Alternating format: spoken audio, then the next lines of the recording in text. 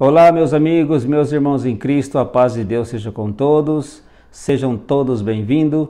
Hoje trazendo mais um tema da Palavra de Deus aqui para vocês, vamos falar da transubstanciação.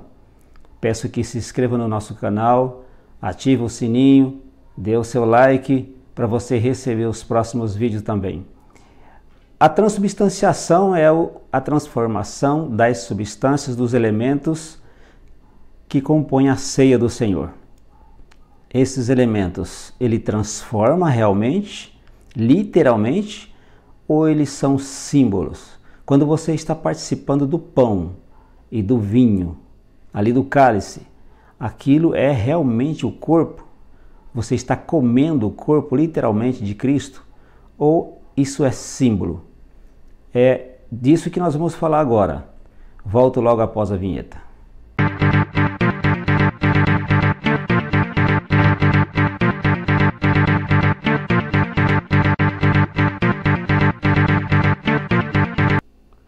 A transubstanciação é o dogma da Igreja Romana que foi decretado no Concílio de Trento em 1545. Esse dogma diz que os elementos da ceia são transformados. O pão transforma-se literalmente no corpo de Cristo e o vinho se transforma literalmente no sangue de Cristo. Eles acreditam desta forma. Eu estou aqui com uma parte do Catecismo, artigo 3, parágrafo 203. No Santíssimo Sacramento da Eucaristia estão contidos verdadeira, real e substancialmente o corpo e o sangue, conjuntamente com a alma e a divindade de nosso Senhor Jesus Cristo, e por conseguinte o Cristo completo. Veja, acredita-se que então Cristo está completo ali. Corpo, sangue, enfim, osso, nervo, ali é o Cristo real. Para eles é o Cristo realmente. Esta presença chama-se real, não a título exclusivo, como se as outras presenças não fossem reais, mas por excelência, porque é substancial e porque por ela se torna presente o Cristo completo. Isso é chamado de transubstanciação, a transformação das substâncias dos elementos da ceia. Além disso, que não podemos concordamos que isso é símbolo, os elementos é símbolo, não é real. Tem aqui um livro, Sou Católico, Vivo Minha Fé, Conferência Nacional dos Bispos do Brasil, e na página aqui 153, eles também prestam um culto para esta hóstia, para esse elemento da ceia. Diz bem assim: os fiéis têm em máxima honra a Eucaristia e por isso buscam participar ativamente da celebração eucarística, recebê-la muitas vezes com a máxima devoção e prestar-lhe culto de suprema adoração. Então, eles adoram a hóstia. Depois que faz ali um culto de adoração a essa hóstia e ao vinho, aí eles ingerem e comem ali a hóstia. Veja que situação.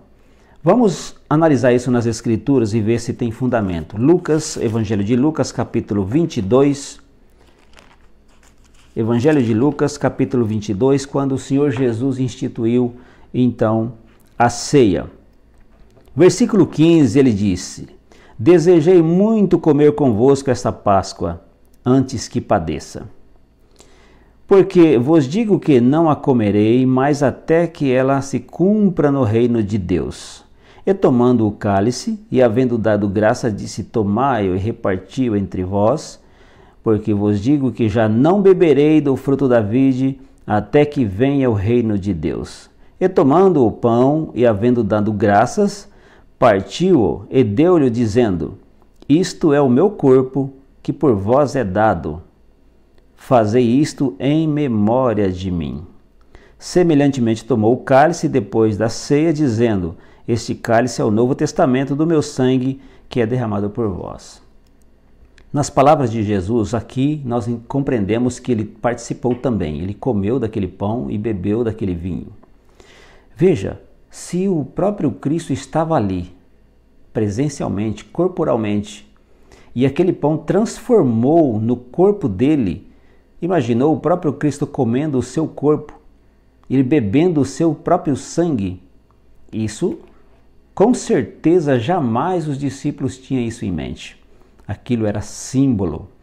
Porque quando ele disse aqui que este pão é o meu corpo que por vós é dado, o corpo de Cristo foi dado por nós lá na cruz, quando foi crucificado e derramado o seu sangue puro. A morte dele, o sangue derramado e o corpo crucificado foi dado para a nossa salvação.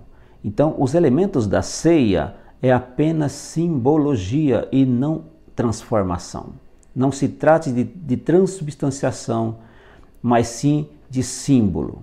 Quando alguém diz a respeito do que Cristo disse ali em João capítulo 6, vamos ver isso agora, capítulo 6 do Evangelho de João, versículo 51, o Senhor Jesus disse: eu sou o pão vivo que desceu do céu, se alguém comer deste pão, viverá para sempre, e o pão que eu der é a minha carne que darei pela vida do mundo. Ele está falando da morte dele. Versículo 53. Jesus, pois, lhe disse: na verdade vos digo que se não comerdes a carne do Filho do Homem e não beberdes o seu sangue, não tereis vida em vós mesmo. Quem come a minha carne e bebe o meu sangue tem a vida eterna, e eu o ressuscitarei no último dia. Veja, quem come a minha carne e bebe o meu sangue, disse ele, esse tem a vida eterna. Se isso fosse verdade, que os elementos da ceia se transformam, então, pelo simples fato de você participar de uma celebração da ceia, você já teria vida eterna. Porque aqui ele está dizendo, quem come a minha carne e bebe o meu sangue, tem a vida eterna. Então, o meio de salvação já não seria a morte de Cristo, e sim uma celebração de ceia. Se você participasse de uma ceia, você já teria vida eterna. E não podemos concordar que a celebração da ceia é um meio salvífico, assim como o batismo e qualquer um outro sacramento. O meio salvífico é Cristo crucificado, é o sangue derramado dele na cruz. Isso é simbologia. Veja que ele continua dizendo, versículo 55, ele diz, porque a minha carne verdadeiramente é comida e o meu sangue verdadeiramente é bebida. Quem come a minha carne e bebe o meu sangue permanece em mim e eu nele. Não significa que, então, essa permanência seria só no ato de uma celebração de ceia.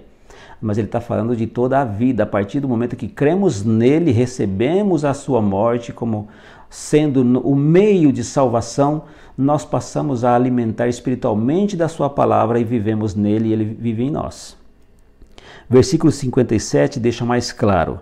Ele disse, assim como o Pai que vive me enviou e eu vivo pelo Pai, assim quem de mim se alimenta também viverá por mim.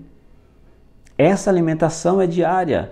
A partir do momento que a pessoa nasce de novo, crê em Jesus Cristo, recebe o santo evangelho dele, se converte, aceita a morte vicária de Cristo, ele vive em Cristo. Ele vive se alimentando dele.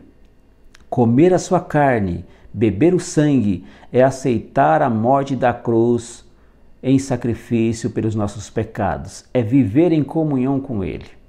Então, aquele elemento da ceia é uma simbologia. Ao participarmos do pão e do cálice, nós temos em nossa mente o motivo da morte dele por nós, para que a igreja não perca esse foco, para que a igreja não esqueça que para ela ser igreja hoje, ser resgatada, alguém morreu na cruz.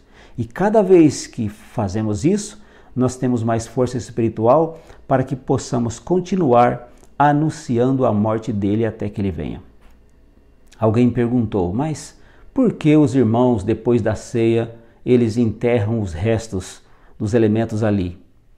Será que acredita-se que então tem vida ali? Realmente foi uma transformação que aconteceu depois daquela oração? Pois é, meus irmãos, infelizmente, a verdade das Escrituras é símbolo. Tanto que, quando se ora, diz, abençoa esse cálice que simboliza o sangue de Cristo.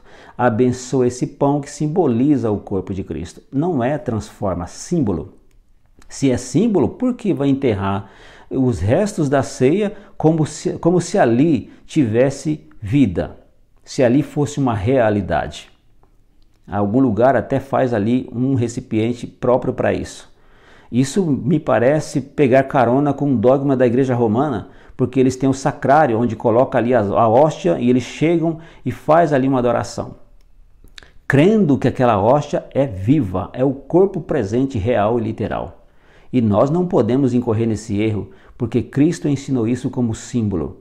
E quantas outras passagens ele disse, eu sou a porta, é símbolo, eu sou o caminho, é símbolo, não é realidade. Assim como o pão e o vinho também simboliza e não é transformação e nem transubstanciação.